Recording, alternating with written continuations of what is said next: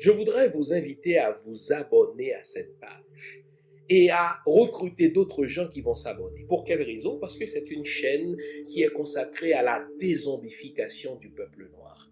Vous savez, en ma qualité de théologien, d'historien et d'expert en management public, je décide de mettre toute mon énergie et toute l'équipe qui travaille avec moi décide aussi de mettre toute son énergie à la dézombification du peuple noir.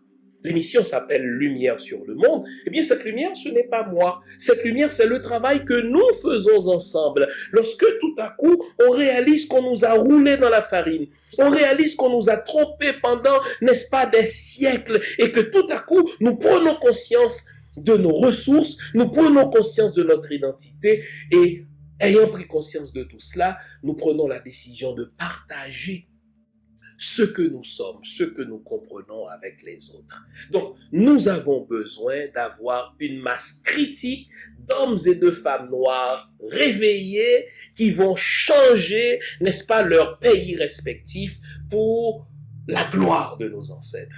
Nos ancêtres méritent cela. Ils se sont sacrifiés pour nous et c'est à nous aujourd'hui de prendre le relais. Comment on le fait? On le fait en se dézombifiant et en dézombifiant les autres. Je vous invite donc à liker ce qui se fait sur cette chaîne, à le sharer, à le partager avec les autres, à vous abonner et si vous l'avez fait déjà, à recruter d'autres qui vont s'abonner. On est ensemble, on garde le moral car tant que va le moral, tout va.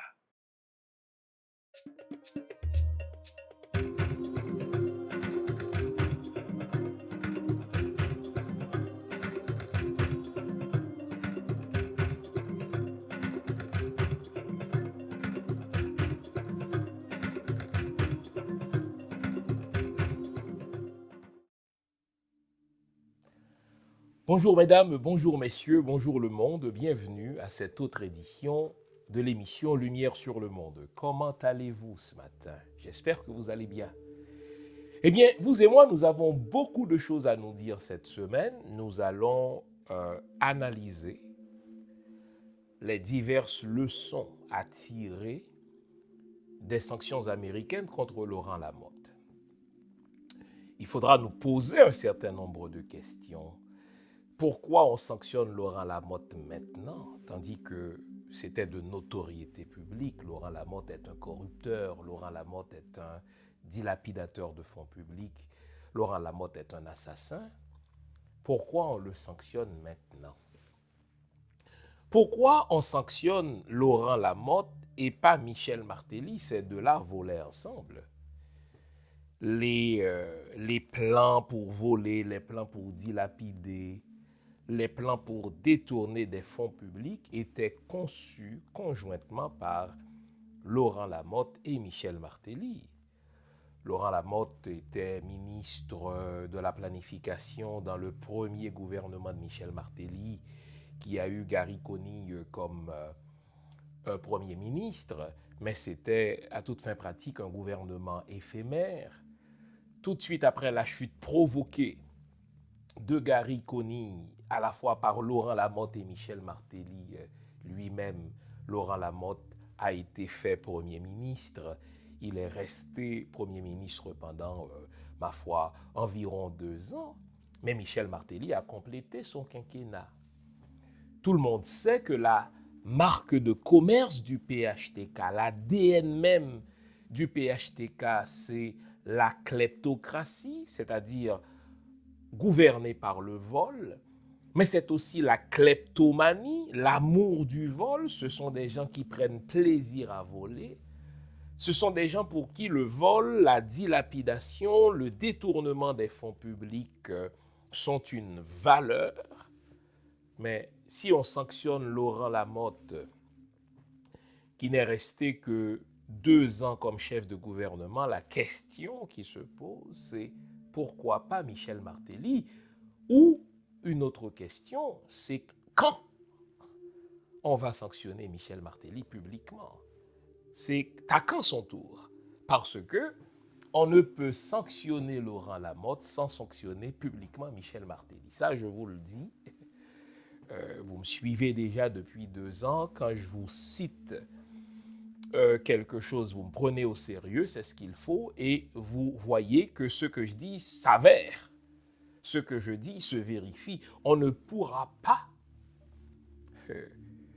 passer trop longtemps sans sanctionner publiquement Michel Martelly. C'est vrai que Michel Martelly subit des sanctions nominales du Canada. Michel Martelly ne fait pas affaire au Canada. Il est bruit, au dire de mon invité, crédible d'ailleurs, Nord-Luc d'Orange, que les comptes de Michel Martelly sont bloqués depuis au moins le mois de septembre-octobre, ainsi que les comptes bancaires de son épouse, non moins voleuse, remarquez, non moins kleptomane, non moins kleptocrate, ce sont des bandits. Mais les États-Unis ne pourront pas attendre trop longtemps avant d'annoncer publiquement que Michel Martelly est lui aussi sous sanction. La question est la suivante. Vous savez, il y a tout un chapelet de questions qu'il faut se poser. Est-ce que les États-Unis d'Amérique pourront interdire à Michel Martelly l'entrée ou tout séjour sur le territoire américain, comme on l'a fait pour Laurent Lamotte? On le savait, détenteur de résidence américaine. Est-ce qu'il l'avait remise, cette résidence-là, Laurent Lamotte, au moment où il est devenu chef de gouvernement d'Haïti? En tout cas, on ne savait pas qu'il avait remis sa résidence. Mais ça prouve une chose. Ça prouve une chose. Donc il y aura au moins cette leçon à tirer de cette chose. Mais ça prouve une chose, disais-je, c'est que quand les nations malveillantes veulent se débarrasser d'un vieil ami, il y a toujours une disposition législative qui leur permet de le faire. Je le disais, on savait que Laurent Lamotte était détenteur de résidence permanente et ça ne date pas d'hier. Laurent Lamotte a toujours vécu aux États-Unis depuis sa jeunesse. Or là, Anthony Blinken annonce l'interdiction du territoire américain à Laurent Lamotte. Est-ce qu'on va pouvoir le faire pour Michel Martelly? Quel est son statut? On le savait jusque-là, détenteur de la citoyenneté américaine. Lorsque la chose a été ébruitée par, n'est-ce pas, Moïse Jean-Charles, eh bien, le département d'État, l'ambassade des États-Unis en Haïti a menti en disant qu'il n'était pas américain, mais tout le monde savait qu'il l'était. Il a dû donc avoir renoncé à cette citoyenneté américaine. Quel est son statut depuis qu'il s'est installé aux États-Unis? Est-ce qu'il a le statut de résident permanent? On sait que c'est un statut qui est révocable. On ne pourra pas, répétais-je, prendre langue encore longtemps avec Michel Martelly sans le sanctionner maintenant qu'on a sanctionné Laurent Lamotte. Beaucoup de choses à se dire ce matin. Il y a un certain nombre de leçons à tirer. Si vous avez pris le temps de visionner l'imagette, le flyer qui annonce l'émission, notre valeureux technicien nous a présenté une mosaïque de photos qui illustre la proximité de Laurent Lamotte avec l'ancienne ambassadrice des États-Unis à Port-au-Prince, Pamela White. Laurent Lamotte est celui qui a introduit Michel Martelly à Pamela White. Ces deux-là, Pamela White et Laurent Lamotte, c'étaient d'excellents amis. Ceux qui fréquentaient ces gens-là disent, non sans raison aucune d'ailleurs, que Pamela White et Laurent Lamotte copulaient. Donc, ils étaient très proches. Et même lorsque Pamela White est partie d'Haïti à titre d'ambassadeur des États-Unis à Port-au-Prince, mais elle continuait a emmené large dans les relations étrangères des États-Unis en ce qui a trait à Haïti. Vous vous souvenez de cela? Je vous en ai parlé ad nauseam. Quelques semaines avant l'assassinat commandité de Jovenel Moïse par les États-Unis, c'est Pamela White qui a été invitée par la toute-puissante Commission des Affaires étrangères du Sénat américain. Cette vidéo a fuité depuis. Eh bien, qu'est-ce qu'elle a dit dans cette audition? Il dit, écoutez, il faut mettre KO le président actuel. Il faut le mettre KO parce qu'il flirte avec la Turquie dans notre dos. Il faut le mettre KO parce qu'il flirte avec la Russie dans notre dos. Au point, on le verra, qu'il a accrédité l'ambassadeur de la Fédération de Russie à Port-au-Prince. C'est un ambassadeur non résident. Il réside plutôt à Cuba, mais il est aussi ambassadeur de la Fédération de Russie à Port-au-Prince. Et donc, Pamela White a dit devant la toute-puissante Commission des Affaires étrangères du Sénat américain, il faut mettre KO le président haïtien. Et il fut mis KO. Il a été assassiné, il a été supprimé. Et, continua Pamela White, il faut y aller avec la PM option, ça veut dire l'option du Premier ministre. Et vous notez que près de 2 ans après l'assassinat commandité de Jovenel Moïse par les États-Unis d'Amérique, il faut rappeler les choses. Mais on est toujours avec la PM option, on est toujours avec l'option du Premier ministre. Donc c'est le plan de Pamela White qui se poursuit. Autant dire, Pamela White demeure influente au sein du département d'État, le département d'État d'Anthony Blinken, le département d'État de Joe Biden, c'est le département d'État de Bill Clinton. Vous savez, quand quelqu'un doit prendre le pouvoir, les gens souvent se trompent. Le président américain ne décide pas tout seul de tout. Et ce n'est pas vrai qu'un vieux routier, un faiblard comme Joe Biden, on l'a vu tomber dernièrement. Là. Ce n'est pas vrai que Joe Biden a le temps de s'occuper d'Haïti, donc il va y avoir un jeu d'intrigue au sein du département d'État et il y a des groupes d'influence qui se partagent le monde. Les Clinton réclament Haïti.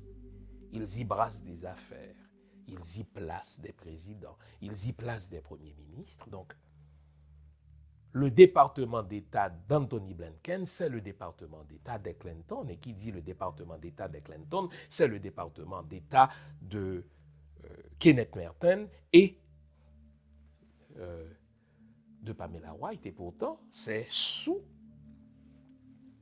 la gouverne d'Anthony Blinken qu'on sanctionne publiquement. Quelle humiliation. Laurent Lamotte, on aurait pu se contenter de bloquer ses comptes, comme on fait, semble-t-il, pour Michel Martelly, mais on lui interdit l'entrée aux États-Unis. C'est humiliant. Waouh, quel message! Quel message le pays malveillant que sont les États-Unis pour Haïti, quel message les États-Unis sont-ils en train d'envoyer? Je vous le dirai, mais pour piquer votre curiosité, mais ils veulent nettoyer les écuries d'Augias. Ils veulent se débarrasser de quelques colis trop encombrants, quelques colis qui sont trop associés à la malhonnêteté. Ce n'est pas à dire que tout à coup les États-Unis veuillent des politiciens honnêtes en Haïti. Quand on a des politiciens honnêtes, les États-Unis, tout comme la France en Afrique, les États-Unis les assassinent tout simplement ou les renversent. Mais il y a un message. Puisque les États-Unis souhaiteraient des élections d'ici à la fin de l'année, ce qui matériellement est presque impossible, eh bien, ils veulent calmer le jeu.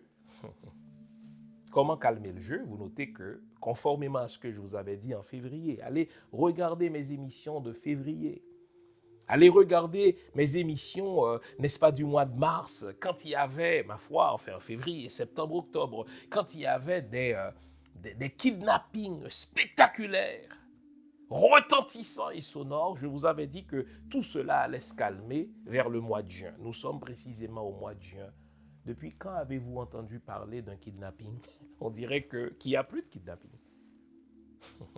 Ça vous prouve quoi? Ça vous prouve que les kidnappings étaient commandés à des fins politiques. Les kidnappings étaient commandés à des fins idéologiques. Les crimes dont on pensait que les ISO, les Vitellum, les Timacaques, toutes les saloperies de ce genre, toute cette racaille-là, en fait, c'est de la racaille criminelle, mais ces gens-là sont des exécutants.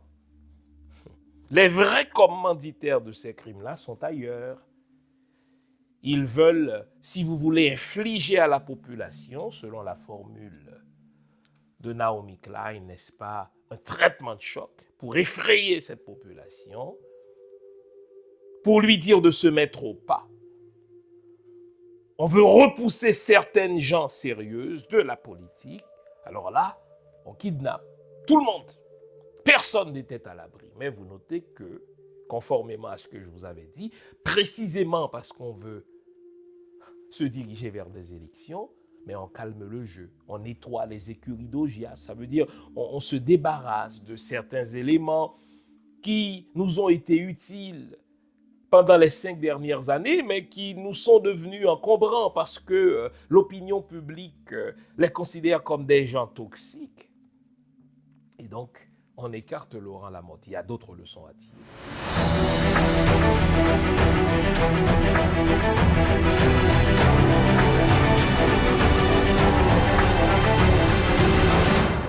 Il faut constamment soulever les va-nu-pieds contre les gens à chaussures et mettre les gens à chaussures en état de s'entre-déchirer les uns les autres. C'est la seule façon pour nous d'avoir une prédominance continue sur ce pays de nègres, Haïti, qui a conquis son indépendance par les armes. 1804-2024, ça fait 220 l'année depuis les ancêtres de nous prendre l'indépendance. Ce qui est un mauvais exemple pour les 28 millions de Noirs d'Amérique. Dessalines, c'est mon homme. C'est lui qui a fait de moi celui qui peut regarder le soleil en face. 220 ans, crise sous crise, Haïti en dégrabat. En pile, compatriotes perdu l'espoir, mais il y a moun toujours. Vous pensez la fin de sortir dans sa nuit là, Michel Soukar?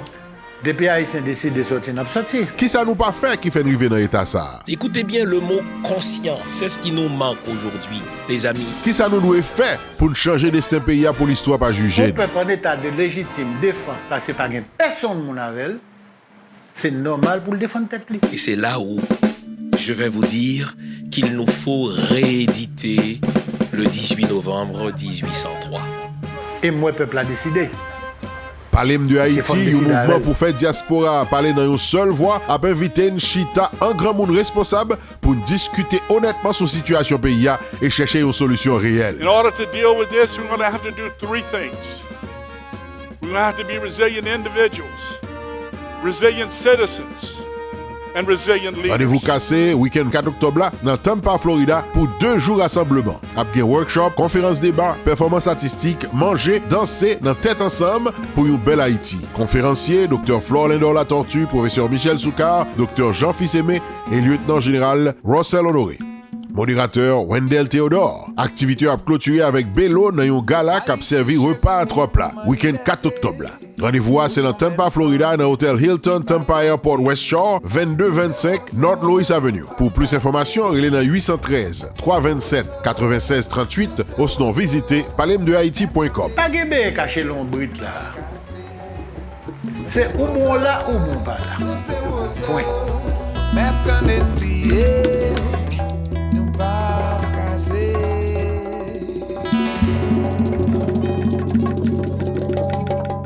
Vous allez voir, on va écarter d'autres personnes.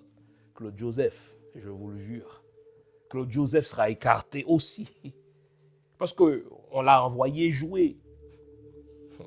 Mais il prend trop au sérieux le jeu. Mais Dès lors que l'opinion publique dit que ce gars-là est un salaud, il est un salaud. Dès que l'opinion publique reconnaît que ce gars-là, c'est un assassin, mais le grand ordonnateur que sont les États-Unis n'aime pas être pris les culottes baissées. Or, nous, c'est ce que nous faisons à cette émission. Nous faisons de la contre-intelligence. Nous voyons clair à leur jeu et nous l'anticipons. Alors là, ils n'aiment pas ça. Ils vont se débarrasser, écrivez cela, ils vont se débarrasser d'une manière ou d'une autre de Claude Joseph. Michel Martelly, on va annoncer publiquement qu'il a été sanctionné. On ne pourra pas se contenter de bloquer ses comptes bancaires en catimini, tandis qu'il s'installe encore aux États-Unis jouant au casino. Non. Cela vous montre que le destin politique d'Haïti a échappé aux Haïtiens. Jusqu'à il y a 20 ans, il y avait, si vous voulez, un give and take, il y avait, si vous voulez, un rapport inégal, bien sûr, mais un rapport dans lequel les politiciens haïtiens pouvaient quand même pousser certains pions. Mais depuis 20 ans, aucun pion n'est poussé par les dirigeants politiques haïtiens. Ces pions-là sont poussés par l'oligarchie, créatrice de misère, les Bidjo, les Aped, les Becker, les Rinaldi, enfin toute cette racaille. C'est de la racaille aussi. C'est une racaille qui a pris en otage, selon les propos de mon livre, qui a pris en otage le pouvoir politique et le pouvoir économique. L'oligarchie a toujours eu le pouvoir économique, mais depuis 20 ans, l'oligarchie dit, désormais, c'est nous qui allons dicter les règles du jeu politique. Jusqu'il y a 20 ans, on négociait avec la classe politique des franchises douanières, des monopoles. C'est ce que l'oligarchie a toujours fait, sous Duvalier notamment. Mais depuis 20 ans, cette oligarchie-là a dit non. Désormais, nous n'allons pas quémander des franchises à la classe politique, nous allons nous-mêmes dicter à la classe politique quoi faire. Et l'économiste Fridjan sait de quoi il parle pour avoir été gouverneur de la Banque centrale d'Haïti. Il a vu ces gens-là à l'œuvre. Et il a parlé dans l'un de ses livres, qu'il a eu l'élégance de me dédicacer d'ailleurs, de cette prise en otage de la classe politique d'Haïti par les oligarques. C'est eux qui disent, voici qui nous voulons avoir comme Premier ministre. C'est eux qui disent, voici qui nous allons avoir comme sénateurs, comme députés. Et c'est eux qui dictent au pouvoir législatif les lois qu'il lui faut voter. Moi, je vous ai dit, il y a 6-7 ans, j'étais en Haïti pour une semaine de conférence et j'étais assis au restaurant d'un hôtel à Pétionville. J'étais avec l'ami qui m'a invité et cet ami-là a de bons liens avec le propriétaire de cet hôtel. Et un dimanche après-midi, j'oublierai jamais cela. J'en suis encore traumatisé. Le propriétaire de l'hôtel, un salaud de première, hein, un enfoiré incomparable, nous montre la liste de tous les sénateurs et de tous les députés qui sont sur sa feuille de paye, son payroll. Celui-là, celui-ci vient chercher son chèque tous les jours, ou tous les mois, chaque semaine, à mon bureau, et en contrepartie, moi, j'ai le contrôle de la douane. En contrepartie, moi, j'ai le contrôle de tel ministère. En contrepartie, moi, on ne peut importer en Haïti des produits que je vends. Ces produits-là mourront à la douane, etc. Donc, vous voyez cette prise en otage, cette prise en captivité du pouvoir politique par l'oligarchie. Et donc, il y a plusieurs leçons à tirer. Donc, on a perdu ce contrôle-là depuis 20 ans. Et maintenant qu'on a perdu le contrôle, eh bien, c'est le grand ordonnateur qui place les gens. Et quand les gens deviennent trop encombrants, on les enlève, on les supprime, on les sanctionne, etc. Parce qu'on veut aller en élection. Pourquoi? Parce que ces pays-là, qui se targuent d'être des États de droit, n'aiment pas fonctionner trop longtemps avec un gouvernement qu'ils mettent en place, mais qui n'a pas de légitimité électorale, même si en réalité, il n'y a jamais d'élection dans ce pays. C'est des nominations frauduleuses orchestrées par le Canada, la France et les États-Unis, comme je vous en ai fait la démonstration la dernière fois. Et là, il faut qu'ils mettent en place un gouvernement avec un vernis de légitimité politique. Ils veulent faire ça le plus vite possible parce qu'en juillet, ça aura fait 2 ans que Ariel Henry est là. Donc il faut nettoyer les écuries d'Augias, il faut calmer le jeu des kidnappings, dire aux candidats qu'il faut aller aux élections, autrement leur visa sera supprimé, leurs comptes en banque aux États-Unis ou ailleurs seront bloqués. Et vous comprenez que c'est dans ce contexte-là qu'on convoque la classe politique haïtienne, le tout Port-au-Prince à Kingston la semaine prochaine. Mais déjà, on sent une espèce de débandade. Parce que jusque-là, c'était presque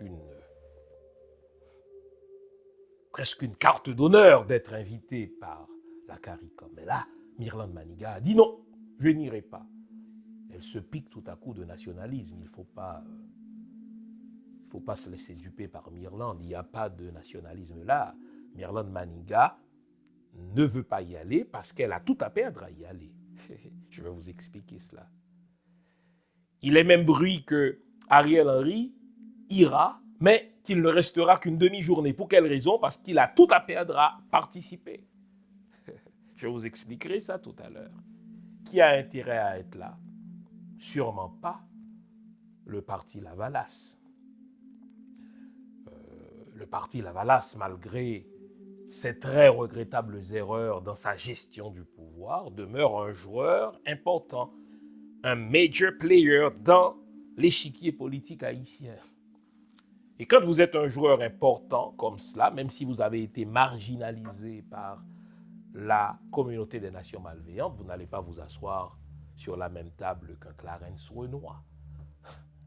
Clarence Renoir n'a peut-être même pas 500 personnes derrière lui, sur les 12-13 millions que nous sommes, mais lui, il a intérêt à y aller. Parce que c'est un joueur marginal que de pouvoir s'asseoir sur une table avec des major players, mais il fait le calcul qu'il va gagner du poil de la bête. Qui a intérêt à y aller? Claude Joseph. Qui sait que ses jours sont comptés. Si on a sanctionné Laurent Lamotte, on va le sanctionner aussi, je vous le dis. Il joue là. Mais lui, puisqu'il veut envoyer le message à ses amis qu'il a corrompus et qui ont travaillé pour l'aider à détourner beaucoup d'argent, eh bien, c'est important pour lui d'y aller, pour envoyer le message à ses partisans que, écoutez, contrairement à ce qu'on raconte, moi, je ne suis pas au banc de la communauté des nations malveillantes. La preuve, c'est qu'on m'invite. Au fait, sauf les petits joueurs, les joueurs marginaux, ou des corrupteurs notoires comme Claude Joseph, personne n'a intérêt à être là. Parce que aucune grande décision ne sera prise là-bas. Et Ariel Henry a le flair. S'il y va à cette réunion, on va l'obliger à ouvrir son gouvernement. Lui, il est prêt à faire une chaise musicale cosmétique, changer 2 ou 3 ministres, mais il veut garder la part léonine, là. Mais s'il y va, on va vouloir lui forcer la main. Donc c'est pour ça qu'il dit, moi je vais y aller seulement pour les photos, une demi-journée, car je ne peux pas faire ça à la CARICOM. La CARICOM jusque-là me soutient quand même. Donc il faut que j'y aille, autrement ce serait un geste inamical que de ne pas y aller. Mon absence à cette rencontre risque d'être interprétée comme un impair. Alors, je vais y passer une demi-journée, prendre quelques photos, etc., serrer quelques mains et puis foutre le camp. Mais Myrlande Maniga, tout à coup, se réveille. Elle sait qu'elle n'a pas intérêt à y aller. Pourquoi? Parce que à cette réunion-là, on va diluer le HCT de Myrlande Maniga, le Haut Conseil de Transition. Jusque-là, elle mène son HCT à bout de bras. Ils sont 3 là-dedans, là, etc. C'est la matière grise de la chose. On la voit partout. Projet de réforme constitutionnelle, anticonstitutionnelle, disons-le. Forum sur l'insécurité. Mais rien n'est sorti de cela. C'est de la fumisterie. Calendrier électoral pour des élections d'ici à la fin de l'année. Mais si elle va à la CARICOM, là, on va lui dire, madame, votre accord du 21 décembre, pour utile soit-il, n'est pas représentatif. Il faudra y intégrer d'autres gens. Et sa vision de la transition sera remise en question par des gens comme les membres du parti Lavalas qui veulent une vraie transition de rupture pour reprendre leur formule. Donc, c'est un dîner de cons qui risque de réunir que de cons, mais de très faibles cons.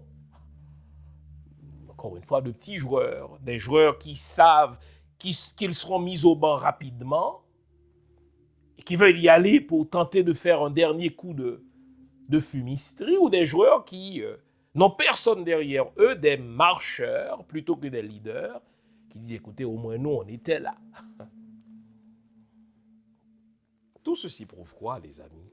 Encore une fois, nous sommes comme des marionnettes. Il y a des marionnettistes qu'on ne voit pas. C'est des gens qui tirent les ficelles et qui disent à Ariel, voici quoi faire, quand le faire, qui créent des coquilles vides comme le HCT pour nous donner l'impression que nous sommes dedans. Et vous notez que, même si tout le monde sait que rien de grand ne sortira de là, mais les ambassadeurs mafieux d'Haïti, l'ambassadeur du Canada, entre autres le très détestable Sébastien Carrière, s'est fendu d'un tweet cette semaine en disant « Il n'y a jamais trop de rencontres. Pour résoudre la crise, il faut additionner, il faut multiplier plutôt que de soustraire. » Quel con ce garçon. C'est vraiment un con. Hein? C'est pas un... Je l'ai déjà dit. C'est pas un grand penseur de la politique étrangère.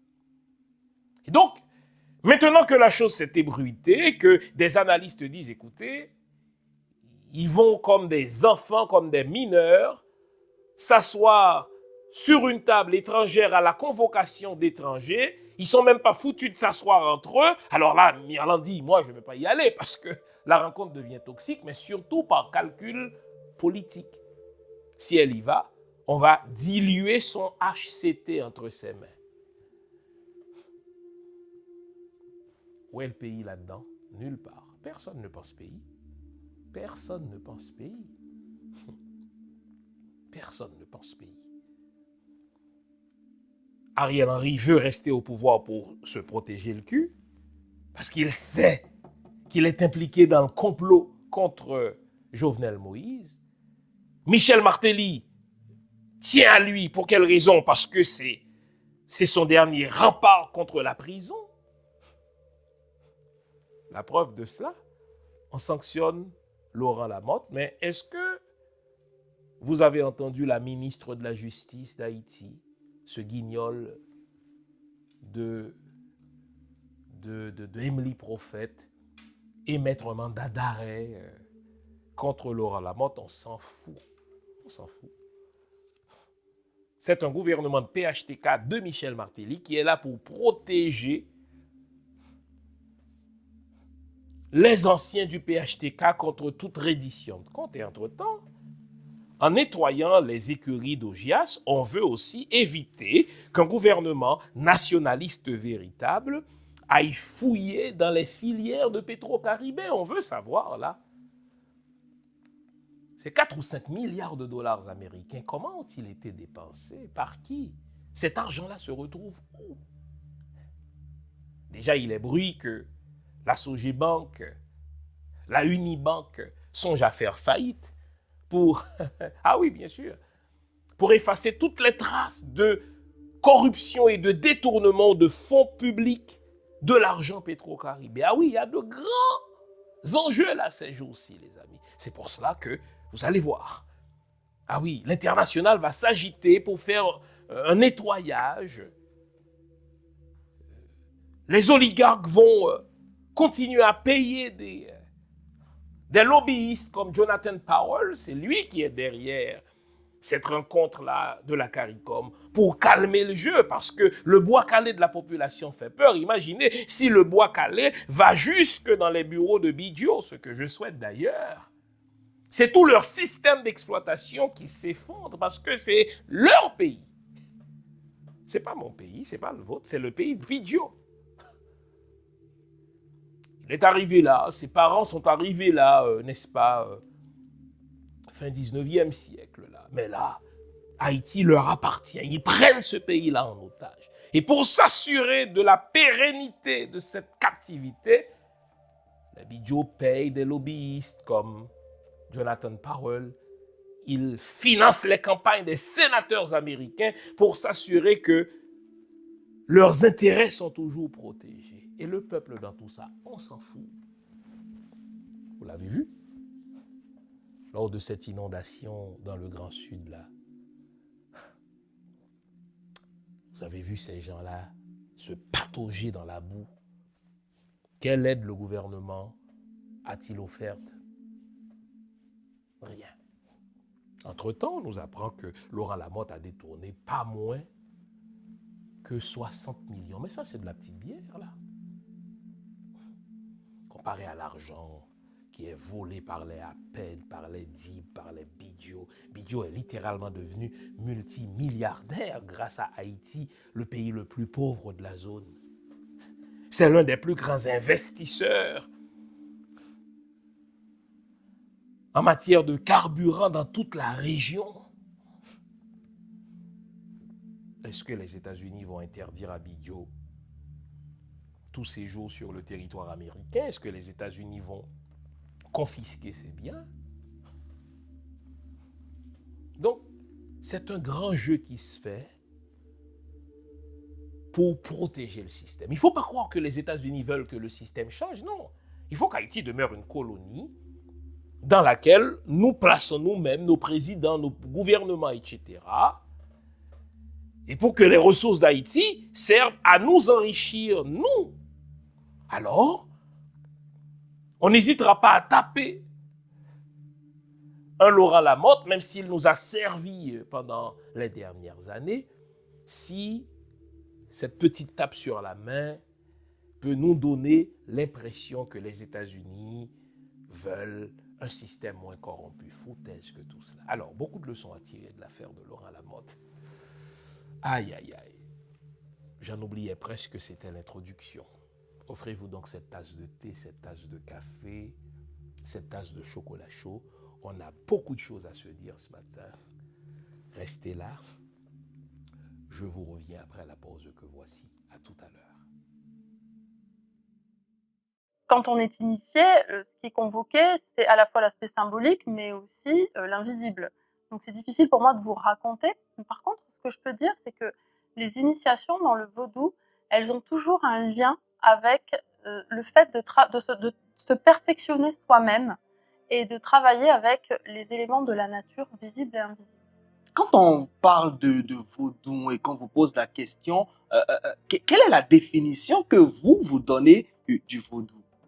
Alors, ma définition, qui est assez personnelle, elle consiste à dire que déjà, pour moi, ça n'est pas une religion.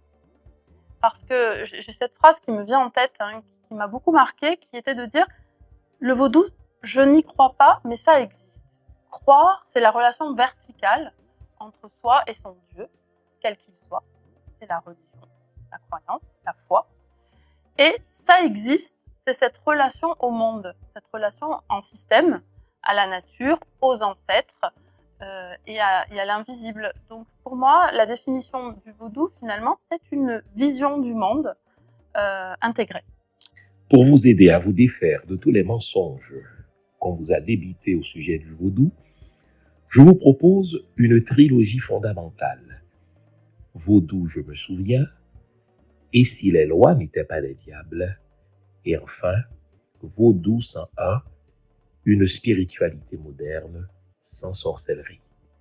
Ces 3 livres sont disponibles sur mon site web www.jeanfilsemi.com ou sur amazon.ca. Une trilogie à lire et à avoir dans sa bibliothèque personnelle ou familiale.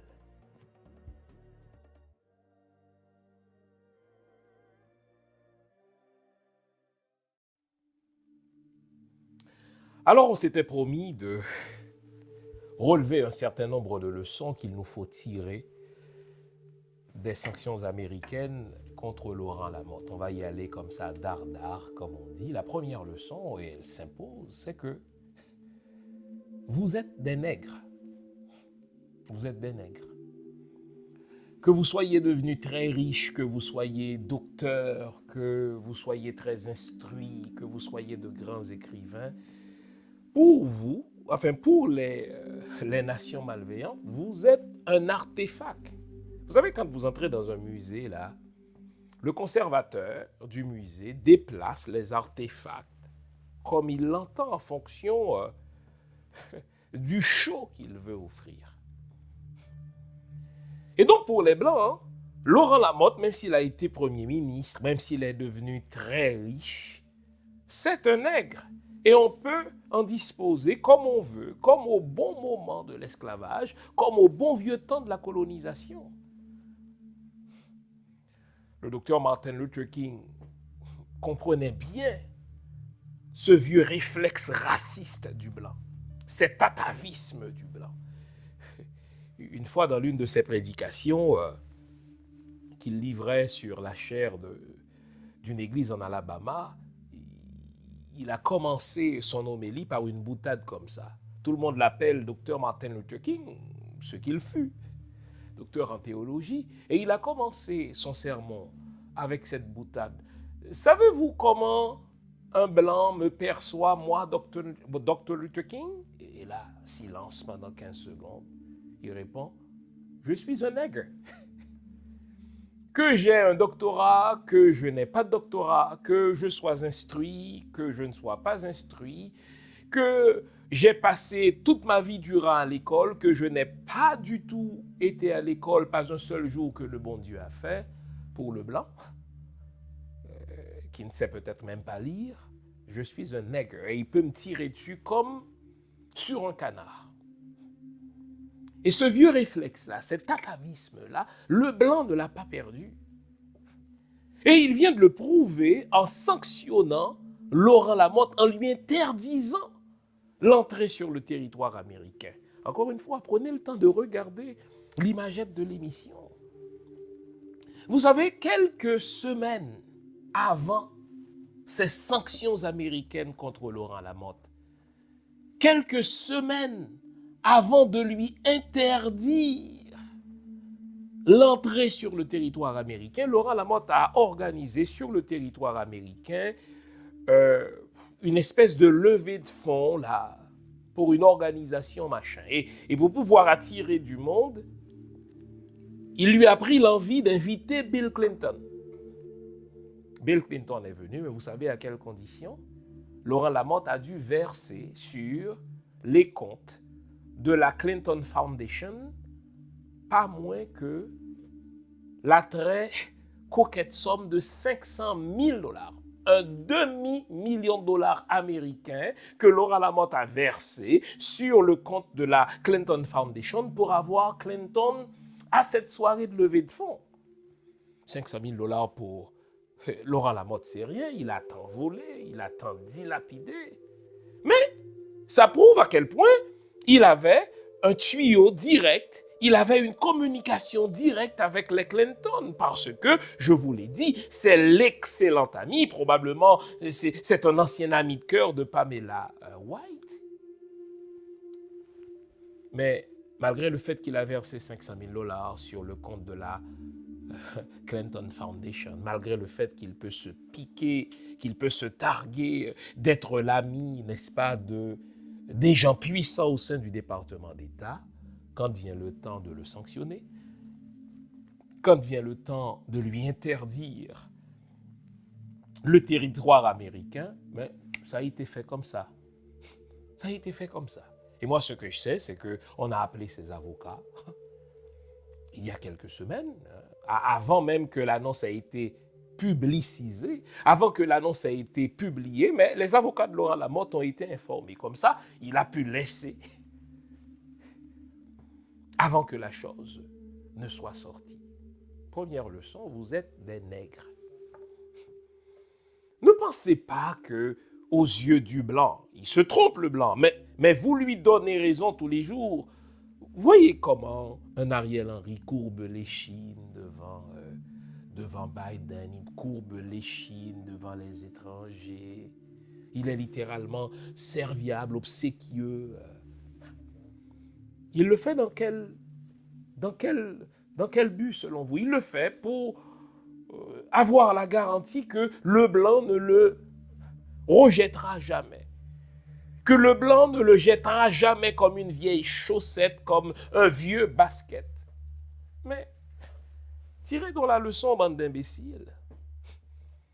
Si Laurent Lamotte, malgré sa proximité de Pamela White, malgré sa proximité avec Kenneth Merton, malgré sa proximité avec le clan Clinton, si Laurent Lamotte a été si publiquement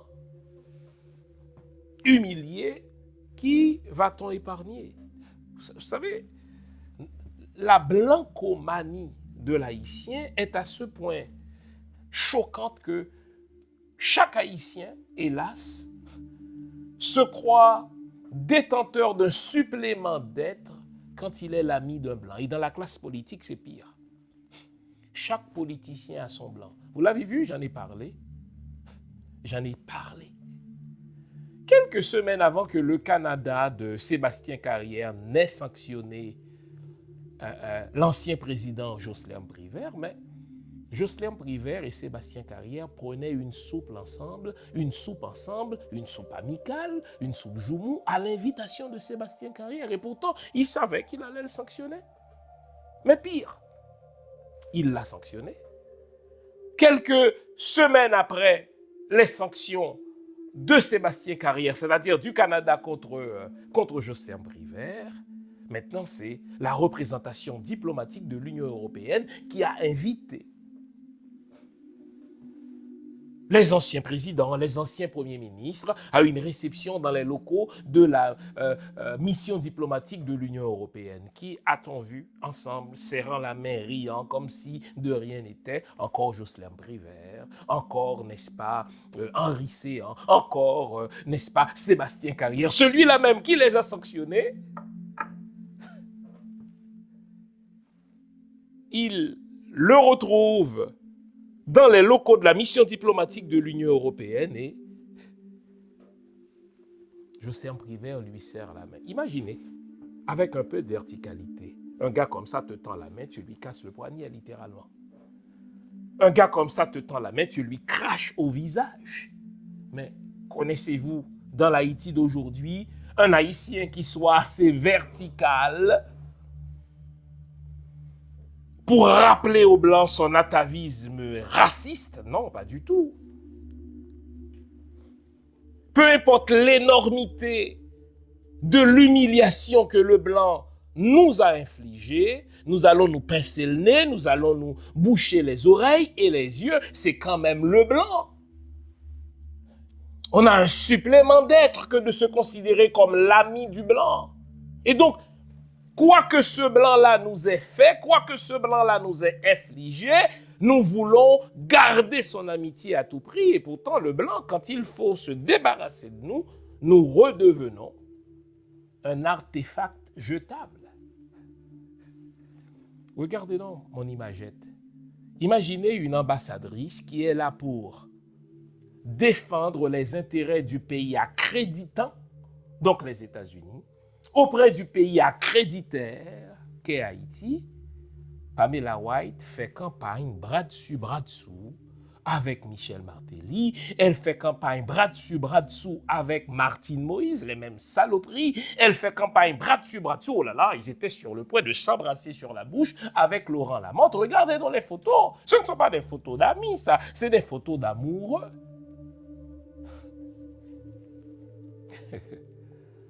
Laurent Lamotte se cachait derrière son statut de célibataire, mon œil. Son statut de mari-bataire pour être proche de Pamela White, car il se faisait le calcul simpliste de nègre en se disant « Si je suis proche d'une blanche, eh bien, les blancs ne pourront pas me sanctionner. » Bingo! Espèce de con. On vous sanctionne, on bloque vos fonds et on vous interdit l'entrée aux États-Unis. Et je suis sûr que Laurent Lamotte va dépenser une bonne partie de ses richesses volées dans des cabinets d'avocats américains qui vont lui faire croire qu'on va pouvoir révoquer les sanctions américaines. Et là, les Clinton de ce monde, les Pamela White de ce monde vont l'encourager. Ils vont même lui recommander des cabinets d'avocats qui vont renverser la chose et il risque de redevenir pauvre. Et s'il persiste, Pamela risque de bloquer son numéro. Clinton risque de bloquer son numéro. Quand est-ce que nous allons tirer des leçons? À savoir que pour un blanc, il n'y a pas d'amitié. Pour un blanc, il n'y a pas de, si vous voulez, de relations amicales. Il n'y a que des intérêts. Vous avez de l'argent que vous avez volé, le blanc va vous les voler à son tour. Mais quand vous devenez trop encombrant, il va se débarrasser de vous comme d'une vieille paire de chaussettes.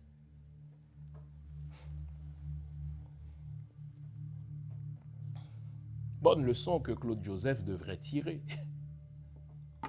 Lui qui a été utilisé par les bécaires pour renverser, enfin pour soulever la jeunesse universitaire, la jeunesse estudiantine haïtienne contre Jean-Bertrand Aristide. Lui, à un moment donné, l'ambassade américaine lui donnait le droit d'émettre des visas. Il n'avait qu'à recommander quelqu'un contre argent. Et la personne, le jeune, l'étudiant, recevait le visa. Et beaucoup de jeunes, du Cap notamment,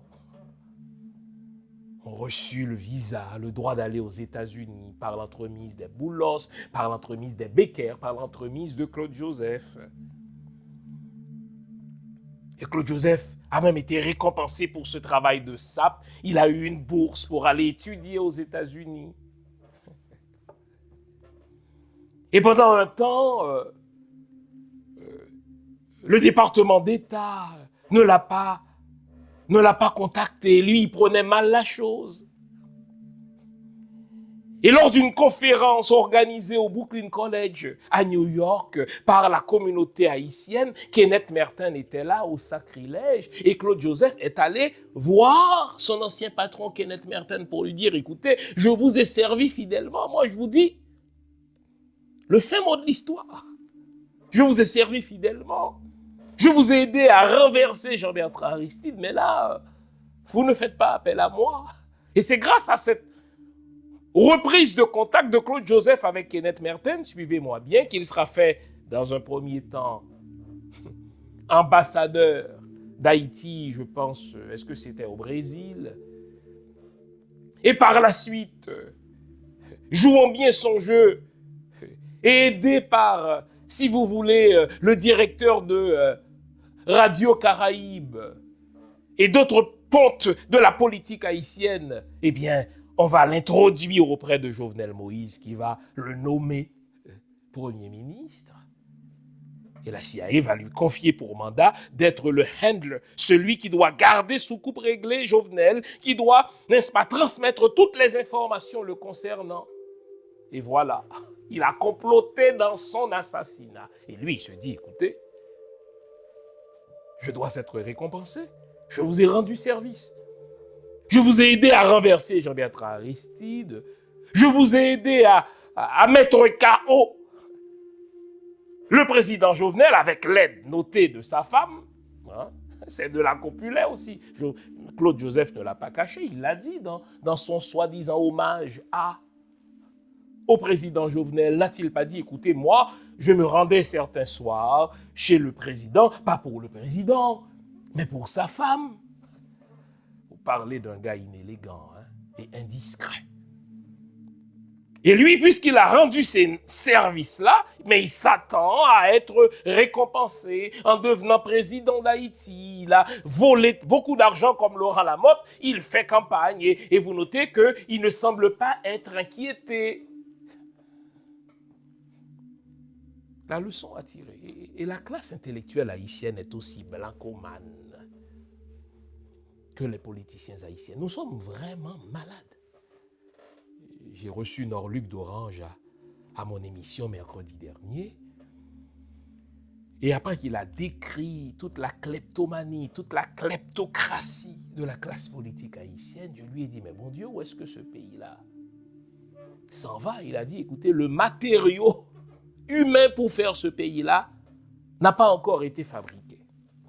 Parce que nous sommes blancomanes, parce que nous sommes sous-sous, nous sommes sous-fifres, parce que nous confions notre pays aux Blancs comme si c'était le sien, parce que nous n'osons pas prendre une décision, n'est-ce pas, qui aille dans le sens de la population. Toutes nos décisions sont prises en fonction des attentes du Blanc. Mais le Blanc, lui, il n'a rien à foutre. Quand vous êtes devenu trop encombrant, il vous éjecte. À bon entendeur, salut. À bon entendeur, salut. Le même Blanc qui vous donne le visa, là, vous avez vu André Michel la semaine dernière, lui qui n'avait pas de visa pendant un temps parce qu'il semblait être contre le pouvoir PHTK. Maintenant qu'il est récupéré par le pouvoir PHTK, le Blanc le récompense et il était tout heureux de se montrer la panse dans les rues du New Jersey. Écoutez, le Blanc m'accueille chez lui. Quelle racaille, quelle racaille. Vous êtes des nègres aux yeux du Blanc. Ça veut dire vous êtes des artefacts jetables. Vous êtes des nègres, ça veut dire vous êtes des pions. Vous êtes des nègres, ça veut dire vous êtes remplaçables. Vous êtes des nègres, ça veut dire que vous êtes à mon service. Vous êtes des nègres, ça veut dire que vous dirigez une colonie. Vous êtes là pour me plaire à moi. Et lorsque je vous trouve embarrassant, non seulement je vais vous éjecter, mais je vous interdirai le droit d'entrer chez moi. Putain.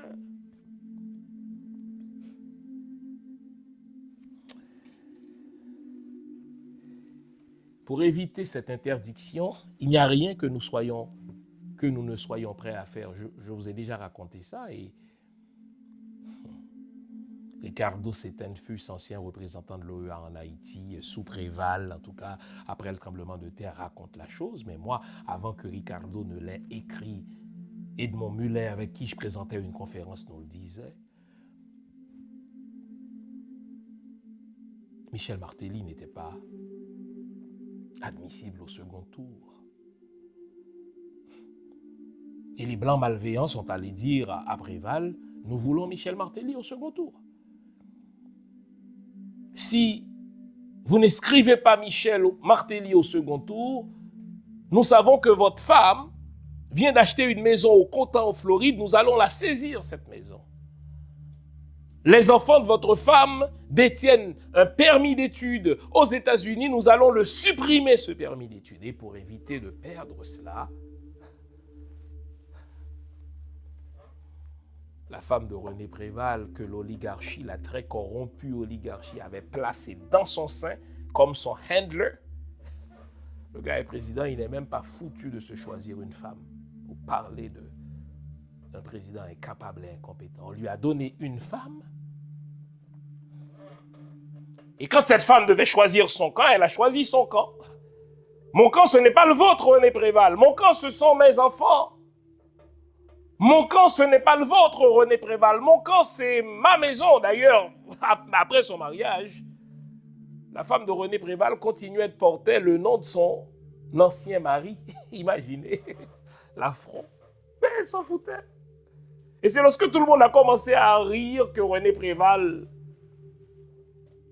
a fait un homme de lui l'espace d'un ciment. La femme a dû renoncer au nom de la tour, qu'elle trouvait plus prestigieux, plus vendeur que celui de Préval. Sacrée Élisabeth, hein? Putain.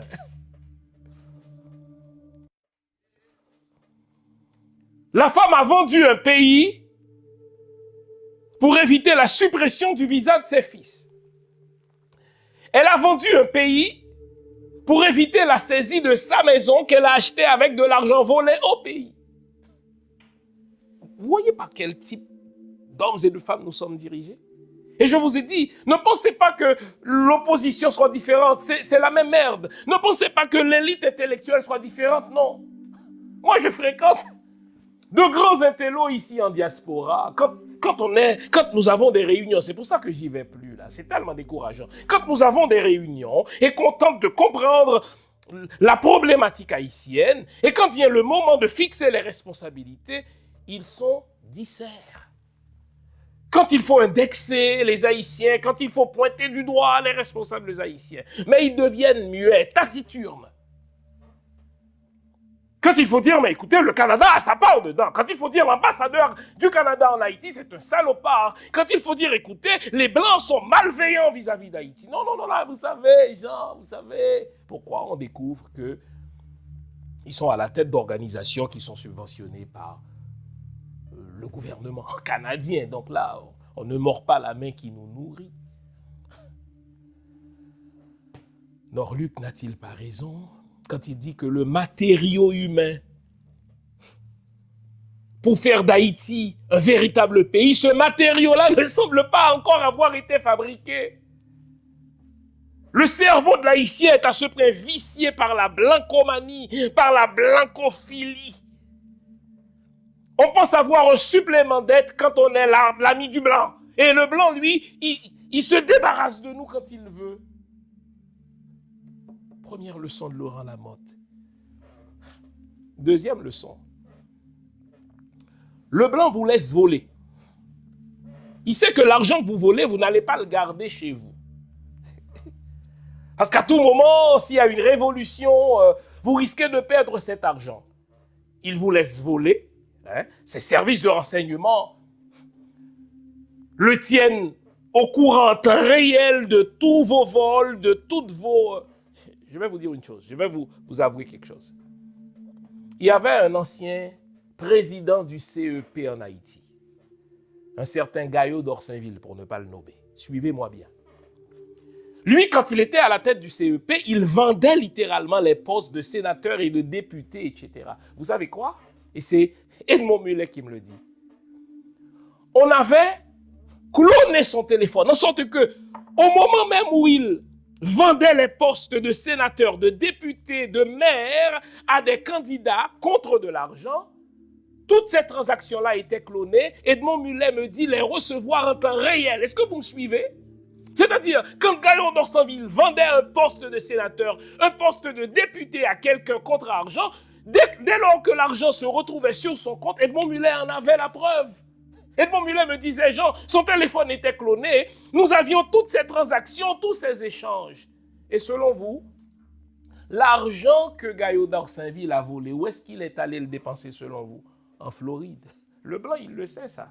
Il sait que vous volez de l'argent, mais vous n'allez pas en profiter chez vous. Vous allez en profiter où? Chez lui. Il vous laisse voler, il vous a à l'œil, il vous laisse investir cet argent chez lui et il vous sanctionne. Maintenant, vous posez la question, l'argent que vous avez volé qui se retrouve dans les banques américaines, on va en faire quoi? Je vous en laisse deviner la réponse. Il y a encore de l'argent haïtien dans les comptes suisses. De l'argent haïtien des Duvaliers dans les comptes de banques suisses. D'ailleurs, le très détestable Sébastien Carrière, lorsqu'il parlait de sanctions canadiennes contre la classe politique haïtienne, contre les oligarques haïtiens, un journaliste lui a dit, mais d'accord, une fois qu'on aura saisi les biens de ces gens-là, est-ce que le Canada va retourner l'argent au peuple haïtien, Sébastien Carrière, pèse sans rire, a dit, mais non, on ne va jamais redonner ça aux Haïtiens, on va aider les Haïtiens. Ah, quels salauds hein, que sont les Blancs.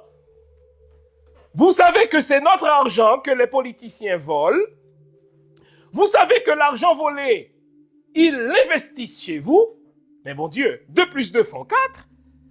Si c'est un vol pour eux, si vous gardez cet argent, ça doit être un vol aussi pour vous. Donc, retournez cet argent à l'État haïtien. Sébastien a dit non, on va jamais le retourner. On va aider Haïti. Vous m'aidez avec mon argent, mon œil, espèce de salaud.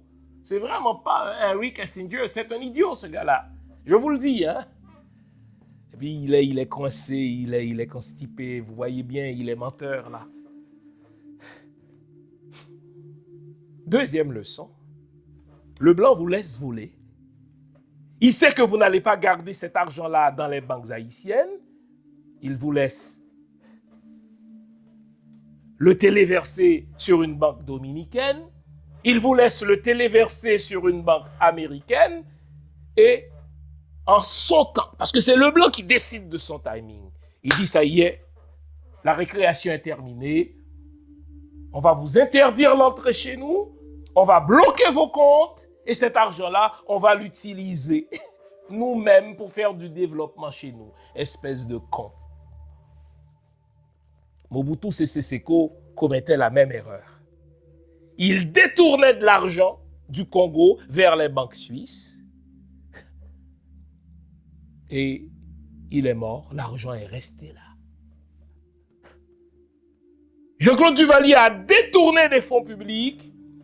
Lorsqu'il a laissé le pouvoir, qu'est-ce qu'il est allé faire, n'est-ce pas, en France? Il a commencé à acheter des châteaux dont la France voulait se débarrasser de toute manière parce que des châteaux dont l'entretien coûte extrêmement cher et le con, il s'est ruiné à acheter des châteaux qu'il ne pouvait pas entretenir et les municipalités ressaisissaient les châteaux que Jean-Claude achetait parce qu'il n'était plus en mesure de payer les taxes, parce qu'il n'était plus en mesure de payer, n'est-ce pas, les frais d'entretien. Vous voyez comment nos dirigeants sont cons.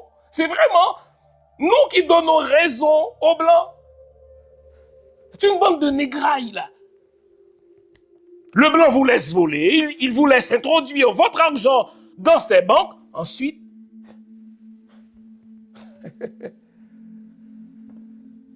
notre ami Norluc nous dit que si vous allez à un restaurant avec Michel Martelly, vous devez payer les frais. Il n'a pas de quoi payer. Ses cartes de crédit sont bloquées, ses comptes bancaires sont bloqués, les cartes de crédit de sa femme sont bloquées, les comptes bancaires sont bloqués. Et pour écouter Norluc Doran, je vous invite à écouter l'émission qu'on a faite ensemble le mercredi dernier. Quand il n'a pas un sou et qu'il a besoin d'acheter cocaïne, il a besoin de saouler sa gueule, vous savez ce qu'il fait? Mais il va au consulat d'Orlando où il a placé son ami.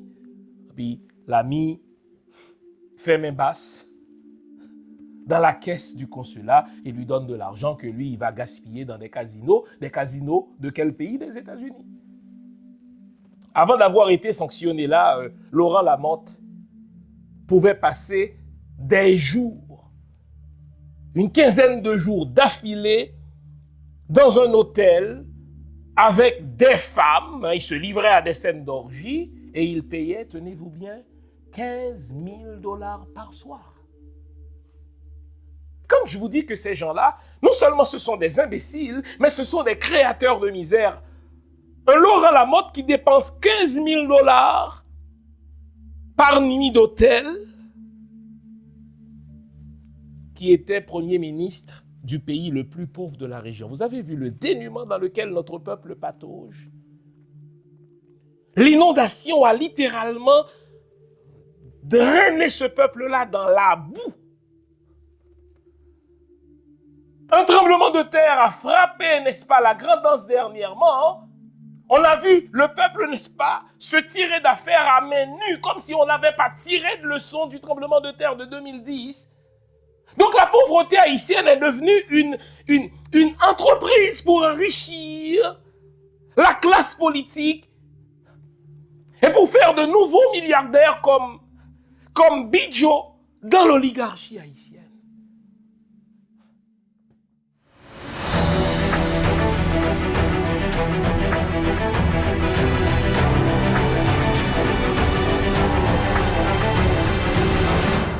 1804-2024, ça fait 220 l'année depuis ancêtres nous te prend l'indépendance. 220 ans crise sous crise, Haïti en dégrabat.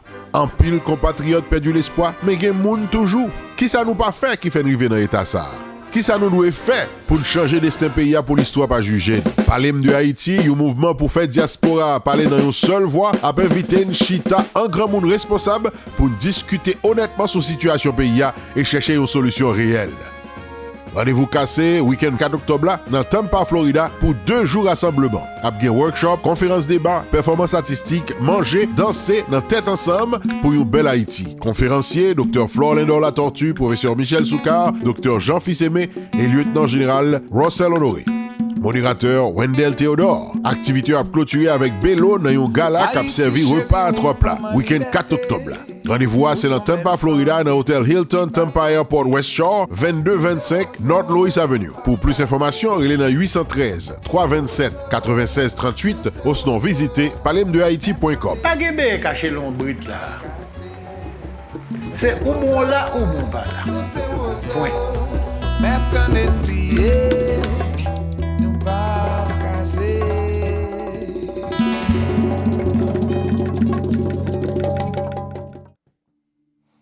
Regardez dans le train de vie. Regardez le train de vie de ces gens-là. Regardez leur maison. Je vous ai dit, je connais un mec qui était ministre des Affaires sociales. Il n'est même pas resté 1 an au pouvoir. Il a eu le temps de se construire une maison de 1,2 million de dollars américains en Haïti. Un ministre qui gagne tant. Pour quel travail? J'ai un ami qui me dit, Jean, vous savez, lorsqu'il y a eu le tremblement de terre là dans le Grand Sud, lui c'est un prêtre, etc. Et puis il a des contacts avec des organisations de charité, suivez mon regard. Et l'organisation de charité était prête à débloquer des fonds pour aider les gens dans le Grand Sud. Et ce qu'on a découvert, 80% de l'aide, 80% de l'aide se retrouvait dans les comptes bancaires de ceux qui se désignaient pour aider la population. Le blanc vous laisse voler, il vous laisse détourner l'argent volé vers ses comptes. Et quand il lui faudra couper les ponts, il va couper les ponts, il va geler vos comptes et il va saisir votre argent pour enrichir son pays. Autre leçon, le blanc est embarrassé ces jours-ci par les voleurs du PHTK. Les gens, ils ont volé. Les dirigeants haïtiens ont toujours fait ça pour la plupart, mais les gars du PHTK, ils ont vraiment fait crier la poule. Ils ne se sont pas contentés de plumer la poule, mais ils sont tellement sauvages que la poule a réussi à crier. Et que plumer poule là, mais poule l'a crié. Et là, le blanc dit, ah mais non, c'est ces têtes calées là, non. Ce sont des enfoirés de première. Nous devons nous en débarrasser. On va commencer par Laurent Lamotte. Mais on va aussi toucher Michel Martelly. Ok, on ne connaît pas leur statut pour l'instant, mais on s'en fout. Il doit y avoir sûrement une disposition législative pour révoquer leur statut chez nous. On doit tenter d'avoir une certaine image. Si on veut se porter garant des élections crédibles, suivez mon regard en Haïti. Mais pour cela, on va se débarrasser des salauds là. Regardez, on a déclaré persona non grata et de mon bullshit parce que c'est un voleur, un dilapidateur de fonds. On ne veut pas qu'il reste chez nous. On a fait sortir la nouvelle que Claude a détourné au moins 8 millions. Ça, c'est la petite bière pour Claude. Mais il va falloir se débarrasser d'eux. Il faut nettoyer les écuries d'Ogias pour préparer la place à de nouveaux salauds. Des salauds dont le nom n'est pas encore cité, mais on ne pourra pas continuer à faire comme si de rien n'était avec ces vieux salauds. Donc débarrassons-nous, nettoyons les écuries.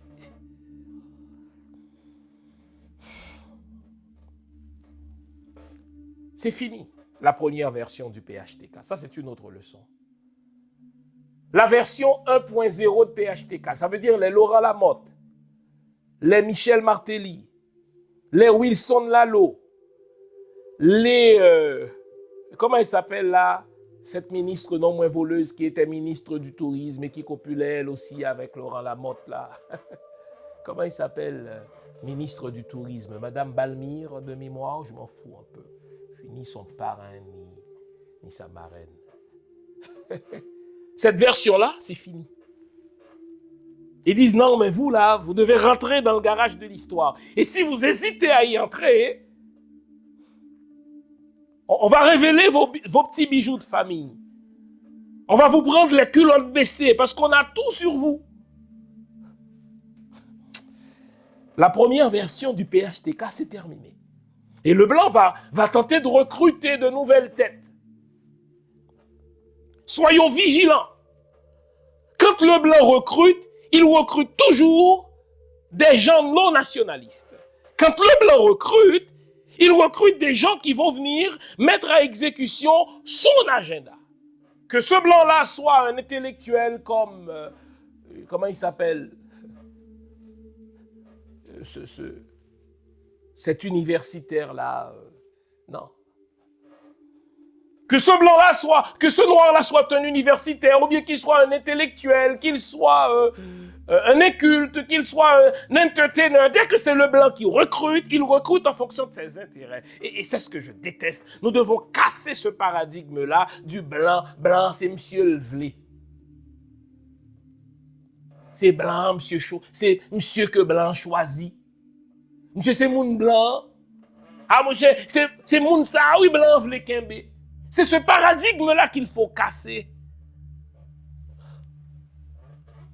Aussi longtemps que nous restons dans ce paradigme colonial où le blanc nomme les dirigeants dans notre pays, nous ne sommes sûrement pas un pays.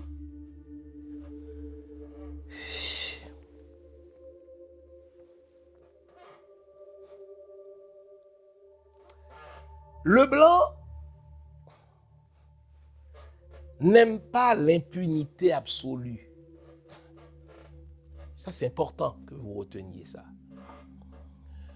Le blanc sait que son système de corruption qu'il a lui-même placé chez nous, qu'il entretient grâce à des corrompus de chez nous, mais le corrupteur gagne toujours plus que le corrompu. Vous le notez ça? Le corrupteur gagne toujours plus que le corrompu. Laurent Lamotte a détourné des millions de dollars, mais il va les placer où? Dans les comptes des blancs. Donc le blanc gagne toujours. Lui, il a gaspillé quelques centaines de milliers de dollars dans des orgies, etc. Mais où est-ce qu'il les a gaspillés? Chez le blanc. Donc, il a aidé à réduire le taux de chômage chez le blanc. Entre-temps, notre misère devient encore plus indécente. Mais le blanc n'aime pas l'impunité absolue. Le blanc aime quand même se retrouver à côté d'un pays où on peut dire, écoutez, il faudra qu'on l'arrête ce gars-là. Mais dans l'Haïti de PHTK, on n'arrête plus personne. Le blanc aimerait ça avoir un système de justice qui émet un mandat d'arrêt contre Laurent Lamotte, qui émet un mandat d'arrêt contre Bullshit. Mais ces gens-là sont à ce point englués dans leur corruption, ils sont solidaires dans la corruption, personne ne peut arrêter personne. Et là, ça pue au nez des blancs. Donc, ils veulent faire un petit changement cosmétique, avoir un nouveau chef d'État, qui ne sera pas chef d'État, qui sera tout simplement président. Parce que si vous êtes chef d'État, vous devez avoir, si vous voulez, les rênes de l'État à la tête duquel vous retrouvez. Non. L'impunité absolue dans laquelle le PHTK nous a précipités, plus au nez du blanc. Et là, le blanc aimerait ça avoir, si vous voulez, un vernis de justice. On a assassiné Jovenel, c'est encore le blanc qui condamne des gens. Mais en Haïti, personne n'est condamné. Il n'y a même pas le début de commencement d'un procès sur Jovenel Moïse à l'approche du second anniversaire de son assassinat.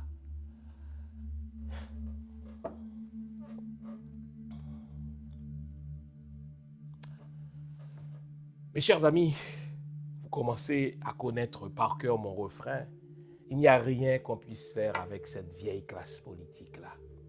Elle est servile, elle est captive, elle est blancomane, elle est blancophile. Elle est voleuse, elle est corrompue et corruptrice. Elle est mimétiste. Elle imite le blanc dans ses orgies, dans ses extravagances. Il n'y a rien qu'on puisse faire avec cette vieille classe politique-là. Il n'y a rien, sûrement rien qu'on puisse faire avec l'oligarchie. L'oligarchie veut garder le système.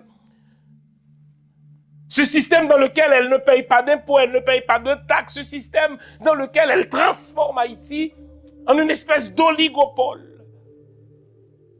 Haïti devient une Bijolinde, une Apedlinde, une Martellilinde, une Beckerlinde et toute cette racaille-là. Le bois calé a fait peur à ces gens-là. Nous devons poursuivre le bois calé, foutre un coup de pied dans la fourmilière, reprendre le contrôle politique de notre pays, reprendre en main notre destin politique. Vous pensez qu'après la sanction de Laurent Lamotte, les politiciens haïtiens vont tirer les leçons et vont dire, écoutez, moi désormais, je ne vais plus chercher à me faire nommer par le blanc, je vais faire une offre de gouvernance à la population, je vais aller chercher son adhésion pour que je dirige avec la population et non pas en étant nommé par l'international. Non, ils n'ont rien compris. Vous allez voir, ils vont continuer à aller faire leur petit tour au département d'État. Ils vont continuer à aller faire leur petit tour dans les diverses ambassades pour que le blanc les voie d'un bon œil, les nomme. J'ai l'impression que la blancomanie de l'homme haïtien, elle est incurable. Putain. Il nous faut changer ce pays, changer le système éducatif haïtien. C'est le système éducatif haïtien qui nous a instillé dans l'esprit cette peur du blanc. Elle persiste même si on est en diaspora. On pense qu'on ne peut rien faire sans la subvention du blanc. Et on ne va pas dire du mal du blanc, même s'il mérite qu'on dise du mal de lui, parce que c'est quand même lui qui nous émet tel permis, qui nous donne telle subvention. Je continuerai de me battre parce que je sais que l'haïtien n'est pas réductible au PHTK. L'haïtien n'est pas réductible à Michel Martelly, à Nesmi Maniga, à Emily Prophète, à Laurent Lamotte, à André Michel. Moi, j'ai connu d'autres haïtiens qui m'ont servi de boussole, qui m'ont servi de guide. Et qui font en sorte que je vais me définir toujours comme un Christophien, comme un Dessalinien, comme un Louverturien, quoi qu'on dise de l'ouverture. C'est un homme qui se tenait droit devant les Blancs et qui n'avait aucun complexe d'infériorité devant eux. Lisez dans mon livre, Toussaint Louverture, Un nouveau regard, l'homme, enfin...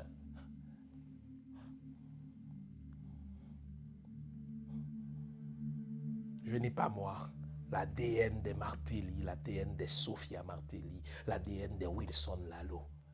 Mon ADN, je le tiens de l'ouverture, d'un Dessalines, d'un Christophe. Ce Dessalines qui eut à dire que n'importe comment l'histoire me jugera, pourvu que je délivre mon pays. J'espère vous avoir été utile. Je vous souhaite une excellente semaine. Vive Haïti, vive le peuple haïtien. Que périsse Lamotte, que périsse Martelly, que périsse les Wilson Lalo, que périssent les Bidjo et toute cette racaille-là, mais vive le peuple haïtien, le vrai. Celui qui descend de l'ouverture de Dessalines, de Christophe, de Capois-la-Mort, de Tantoya, de Sanit Belair, etc. Bonne semaine. Gardons le moral, car tant que va le moral, tout va. Au revoir.